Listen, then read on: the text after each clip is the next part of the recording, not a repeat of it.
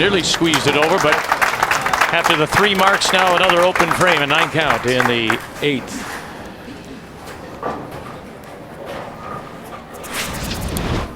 This has been kind of a seesaw match. Just when it looked like Terry Krawiec was going to run away with this match, Robert Brace gets right back in it, only to leave a ring in 10, and then followed up with a split. Terry back in command. Okay, steal one. Steal one. Yeah, he stole one there, didn't he? Yeah, but you know what? Remember the frame before that, he left the ring in 10. This one here, he just gets it way left of target. He knows it as soon as he lets go. Get lucky, get lucky. Okay, I'll take it.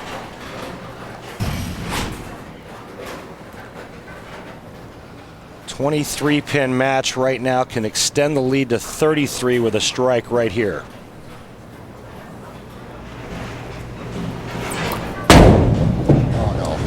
Yeah, he was way off. Didn't come back. Why didn't it come back for him? Wide right. There's not that much friction to the right side of the lane, and when you get it that wide of target, the ball has no chance of getting back unless we put bumpers up in that part of the lane. He's not real happy with the way he's throwing it right now. I mean, the shot on the right lane was yanked. That shot was wide right. But he's in command of this match. He's looking to fill frames, stay clean, just convert the 1-2-4 here, take a seat and see what your opponent does.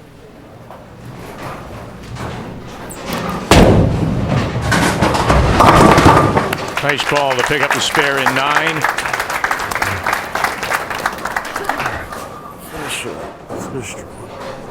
So, I mean, Vic, here's the deal. Terry Krawiec is going at a 204 pace, meaning if he just goes strike spare in the 10th, the best that Robert Brace could have done if he struck out 9th and 10th was 201. Robert needs to convert here, strike out in the 10th frame, and then hope for a real big break from Terry Krawiec in the 10th frame.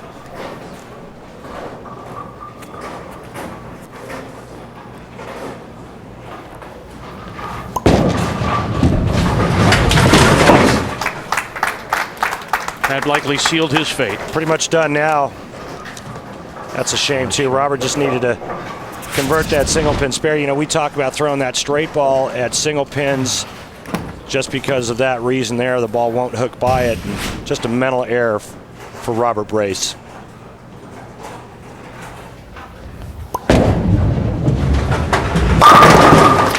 Nice shot there.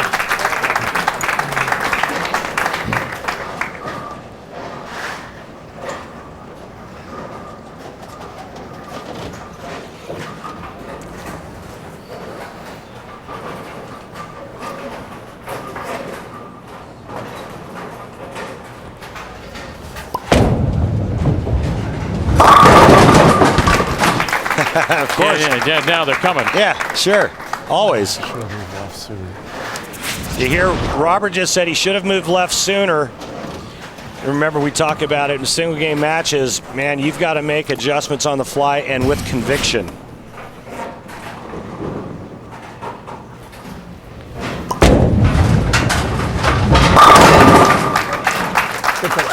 Thank you. 35-year-old Robert Brace from Mississauga bowls a 179.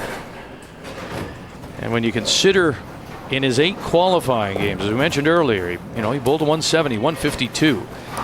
Difference in this match play is that you, in series, have a chance to make those adjustments. That's enough. Yeah, when you've got a lot of games, Vic, you're right. You get a feel for the lane conditions. You start to make adjustments. You change equipment. 1 or 2 bad games in an 8-game qualifying round doesn't kill you. In a 1-game match, you just don't have that luxury.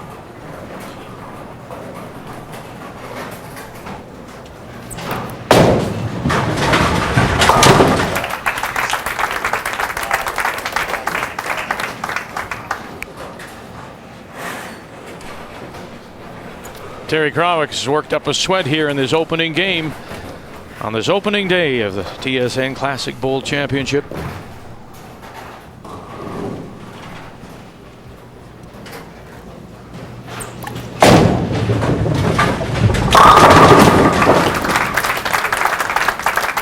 The top seed, Terry Crowick from St. Catharines, Ontario, bowls a 203 to advance. And that's despite the open frame in 8. So Terry Crowick from St. Catharines is our winner over Robert Brace, 203-179 from Classic Bowl in Mississauga, Ontario.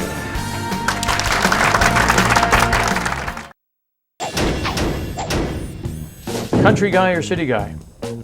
Country guy. Country music or rock and roll? Both. Country guy, country music. That's the way it's supposed to work. Sunrise or sunset? Sunrise. Pasta or steak? Steak. Books or movies? Movies. Suspense or comedy? Comedy. You are a funny guy. Van or SUV? I drive a van, so Sedan or convertible if you had your choice? convertible. Hockey or baseball? Hockey. Big Lebowski or Kingpin? Kingpin. Are you a country guy or a city guy? Country. You like country music or rock and roll? Rock and roll. Sunrise or sunset? Sunrise. Pasta or steak? Steak. Do you read books or like to go to movies better? Read books. Suspense or comedy? Comedy. If you had your choice, a van or an SUV? SUV. A sedan or a convertible? Convertible. Hockey or baseball? Hockey. And the Big Lebowski or Kingpin? Kingpin.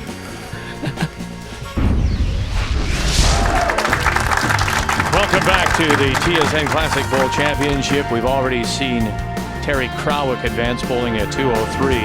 Contrasting styles in the second seed, Donald Lee against the veteran Joe Kayak, seeded number 23. Game 2 on this opening week of the TSN Classic Bowl Championship. It's interesting, Randy, you know, people will look at this and think that you have to throw it hard. You need to almost throw it overhand to be successful, but you see in a side like Donald Lee, you can make things happen, and he doesn't rip it down there. Yeah, you put Donald Lee on a tough oil pattern, and he's going to bring it. He keeps the ball in play. He hits his target. His control of his ball speed is excellent. On a tough oil pattern, he's going to be there each and every time.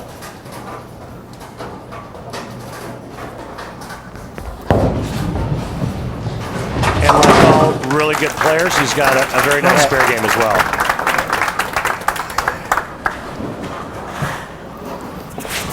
This is a 4-pin match. Donald Lee is clean through 5, but has not thrown a strike yet in this match. Joe Kayak looking to take the lead for the first time, working on a strike in the 4th, looking to double up. Came back for him. Boy, oh boy, he talked to it all the way down. Yeah, you know, a lot of times you got to talk to the ball, right? You got to talk to it. And then if that one particular ball's not working, you know what you do? You grab another ball out of your bag, and you set it on the rack right next to the ball you're using. Yeah. Now, that doesn't mean that you're going to use that ball, but it scares the ball that you're using into starting to behave for you. Yeah, I usually get just talk to the hand. Yeah? Yeah, that's the one I get all the time. Vic, talk to the hand. Okay. Got 3? Oh, yeah, he does. Hey, there's your new leader. And it's a nice comeback when you figure he was open, had threw a 9 in that first. Well, he made the adjustment on the right lane. He was working on a strike, made a good shot. And the last 3 shots that he's thrown, you can't place the ball any better into the 1-3 pocket.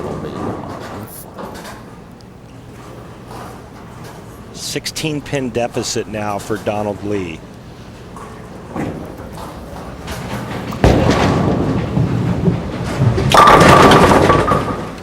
Not getting any breaks, is he? Well, that ball just didn't drive hard enough through the pins to get the 10-pin out. All right, so is that a result of his game, or the way he throws it? Yes. I mean, a little more power gets that 10. It's a result of his game and where that ball hit. That ball needed to finish up about another inch to the left into the 1-3 in order for the 6 to go to the sidewall and take the 10 out. So the lower rev player, right, he's got to be a lot more accurate in terms of in the pocket. That's why players put revolutions on a bowling ball. They carry more off hits. Well, Donnelly doesn't have that luxury, so he's got to hit that pocket a little more flush. Half a dozen spares has him talking to himself.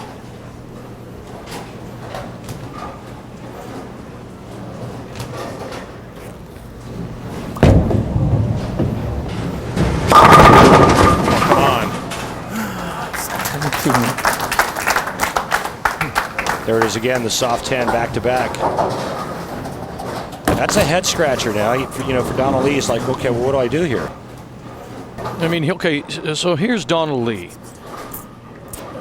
I mean, he's only been bowling for 20 years, granted. But I mean, here's a 55-year-old man. Now, you're not going to suddenly up his power, are you? But what he could do is change his roll a bit by keeping his hand a little bit more underneath or behind, and then just increasing the forward roll. That would make the ball start to read the oil pattern sooner.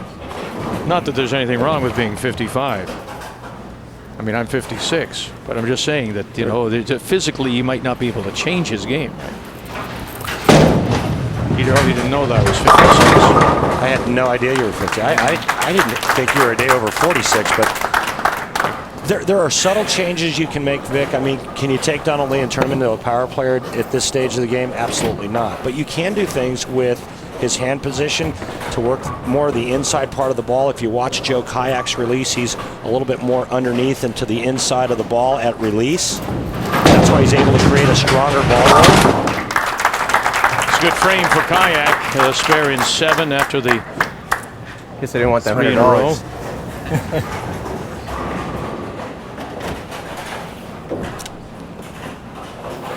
Well, the veteran Joe Kayak seated 23rd. It's a 17-pin lead for Kayak over the number 2 seed Donald Lee, who has spared, and he's marked right through, but just not been able to build any pin count. Be lucky. Be lucky. He clobbered that head pin. And that's lucky. And Donald Lee certainly not looking for the all spare game patch. I mean, he wants to get some strikes going and get back into this.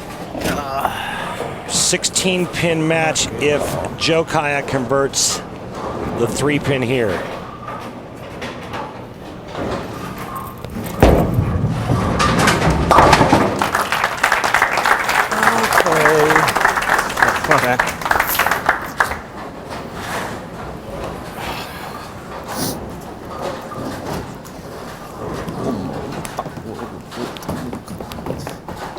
As you say, I mean, it's nice. I mean, if you're bowling maybe in your house, but you've got to get some pin count going. He needs some strikes here. So he starts with his hand underneath it. If he could just keep it there a little bit longer, that would increase his roll. Oh. Makes the adjustment because of the 2 back-to-back weak 10s. He tries to go a little bit more direct. The ball flips in the back, and he's left with a Greek church. I mean, right now he's got no idea which direction to go. He tries to go more direct here. See how he moved right? That was actually right a second arrow. But you can't. I mean, on one hand, you're saying the bowlers have to make some adjustments. What you got here? Nothing. So a big open after 7 frames, 7 spares for Donald Lee. He made the adjustment. He tried something new. He was forced to do that, right? Right.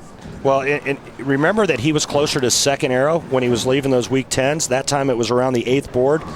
And what that tells me is he's using the wrong ball, because when you make that kind of an adjustment and it's either light or it goes through the face, you're using the wrong piece of equipment.